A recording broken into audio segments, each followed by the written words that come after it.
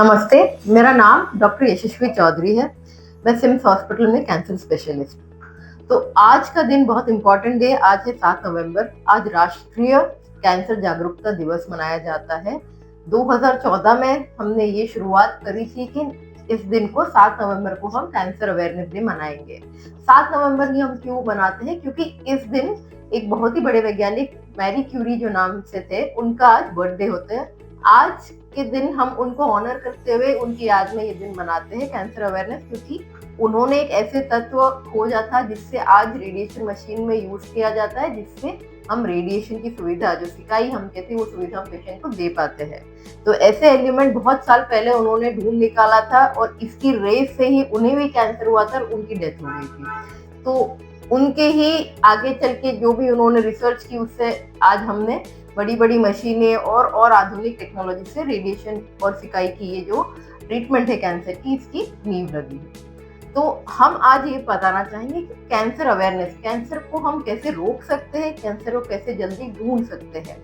Cancer की जागरूकता लोगों में बढ़ानी बहुत जरूरी है, क्योंकि जैसे कि हम देखेंगे इंडियन मेडिकल कैंसर रिसर्च के अनुसार हर साल कैंसर के केसेस बढ़ते जा रहे हैं। पिछले साल करीबन 14 लाख नए cases, new cancer cases detect हुए हैं और ये माना जा रहा है कि आगे के कुछ सालों में ये केस ऑलमोस्ट 5 साल में ऑलमोस्ट 20 लाख पर ईयर पे हमारे यहाँ पे कैंसर के नए केसेस पाए जाएंगे। 9 में से एक इंसान को कैंसर होने की रिस्क है पूरे जीवन में। 9 में से अगर आप कोई भी 9 लोग को पकड़ेंगे, उनमें से एक इंसान को डेफिनेटली कैंसर होने की रिस्क लाइफ टाइम में रहेगी। तो इस प्रकार से कैंसर, क्योंकि एक एपिडेमिक जैसे बढ़ता जा रहा है, हमें बहुत जरूरी है चौकन्ना रहना कि हम अपनी ओर से क्या इसमें हम कर सकते हैं जिससे हमें कैंसर ना हो, और अगर हमें हो भी गया तो हमें इसे कैसे जल्दी पहचानना है, हमें ये जानना है। तो कैंसर ना हो उसके लिए तो बहुत कॉमन और बहुत ही इजी चीज है जो आप फॉलो कर सकते हैं। फर्स्ट तो सभी को पता होगा, तंबाकू, धूम्रपान, अल्कोहल, ये सब का बिल्कुल भी सेवन ना करें। सेकेंडली, हेल्दी लाइफस्टाइल जो हम कहते हैं, जिसमें हम कहते हैं कि आप रेगुलरली हर दिन एटलीस्ट 30 मिनट्स, आधा घंटा अपनी बॉडी को कोई ना कोई एक्सरसाइज या कोई ना कोई वर्कआउट में डेडिकेट कीजिए। हफ्ते में 5 दिन अगर हमने आधा घंटा निकाल के अपनी बॉडी पे ध्यान दिया, रेगुलर कुछ ना कुछ एक्सरसाइजेस कंटिन्यू रखी, तो इससे हमारी कैंसर होने की रिस्क कम हो जाती है। साथ ही साथ हमें खान पान पे भी ध्यान देना है, क्योंकि आज हम देखते आ रहे हैं कई बार खाने में इतनी चीजें मिलावट हो रही है, कलर से, प्रिजर्वेटिव से, बाहर के खानों में तो बहुत ज्यादा खराब ऑयल। तो ये सारे केमिकल धीरे धीरे हमारी बॉडी में जमा होके हमारे कैंसर सेल्स में उनको परिवर्तन करते हैं। तो हमारा खाने का रूटीन भी बहुत ही क्लियर होना चाहिए। बाहर का खाना तो बंद कोई नहीं कर सकता, बट उसे एक कम अमाउंट में और रेगुलरली हम फ्रूट्स, वेजिटेबल्स का सेवन करेंगे तो हमें एंटीऑक्सीडेंट्स मिलते हैं, जिससे हमारी कैंसर होने की रिस्क वापस कम हो जाती है। अब जो लोग तंबाकू खा रहे हैं उन्हें तो मैं हमेशा ये कहती हूँ कि प्लीज छोड़ दीजिए, क्योंकि ये छोड़ने के बाद भी 10 साल 15 साल तक आपकी रिस्क कैंसर की बढ़ी हुई रहेगी। इसे कम होने में बहुत साल लग जाते हैं। बॉडी को इस जहर की वजह से जो साइड इफेक्ट्स होते हैं वो हटाने में एटलीस्ट 10 साल लग जाते हैं। तो अगर आप छोड़ रहे हैं या छोड़ने की कोशिश कर रहे हैं, बिल्कुल आके हमें मिल सकते हैं, हम हेल्प कर सकते हैं कोई दवाइयों से या जो भी ट्रीटमेंट मेथड है उससे हम हेल्प कर सकते हैं आपकी तंबाकू छोड़ने में। और तंबाकू छूटने के बाद भी हमें अपनी मुंह की जांच करनी बहुत जरूरी है। जैसे कि आप देखेंगे हमारे बहुत सारे वीडियोस पहले भी हमने डाले हैं कि खुद आप अपने मुंह की जांच खुद ही आईने के सामने कैसे कर सकते हैं। बहुत सिंपल स्टेप्स है जिससे हम मुंह में होने वाले कोई भी छाले या कोई दाग धब्बे हो रहे, सफेद लाल रंग के, या मुंह खुलना कम हो गया है, ये सब हम खुद ही जांच करके डॉक्टर को आके दिखा सकते हैं। नेक्स्ट इम्पोर्टेंट मैं कहूंगी है ब्रेस्ट कैंसर। ब्रेस्ट कैंसर की मात्रा स्त्रियों में बहुत बढ़ गई है और ये बढ़ते ही जाने वाली, बिकॉज ब्रेस्ट कैंसर के जो कॉज है वो ना ही सिर्फ जेनेटिक है, बट उसके अलावा जो मोटापा बढ़ रहा है, जो अनहेल्दी लाइफस्टाइल है, कम नींद होना, स्ट्रेस लाइफ, ये सब भी ब्रेस्ट कैंसर को बढ़ावा दे रहा है। तो हमें इसे कैसे पकड़ना है? बहुत ही सिंपल टेस्ट है जिसे हम मैमोग्राफी कहते हैं।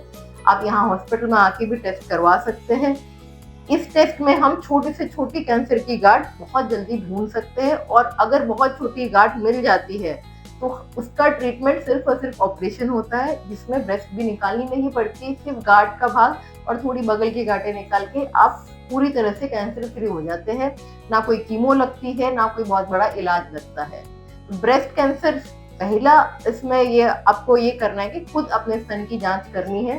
इसके भी हमने पहले वीडियो बना रखे हैं, आप प्लीज ये देखिए और रेगुलरली महीने में एक बार अपना ब्रेस्ट का लिए एग्जामिनेशन करना बहुत जरूरी है। थर्ड हम आएंगे सर्वाइकल कैंसर के बारे में। ये कैंसर तो एक ऐसा कैंसर है जिसे हम पूरी तरह से जड़ से खत्म कर सकते हैं। 3 सिंपल चीजें याद रखनी है। सर्वाइकल कैंसर होता है बच्चादानी के मुंह का जो होता है सर्विक्स, उस पार्ट का कैंसर होता है। इसके लिए वैक्सीन है, तो 15 साल से जो भी छोटी बच्चे हैं, लड़कियां हैं, उनको आप ये वैक्सीन दिलवा सकते हैं जो हमारे यहाँ अवेलेबल है।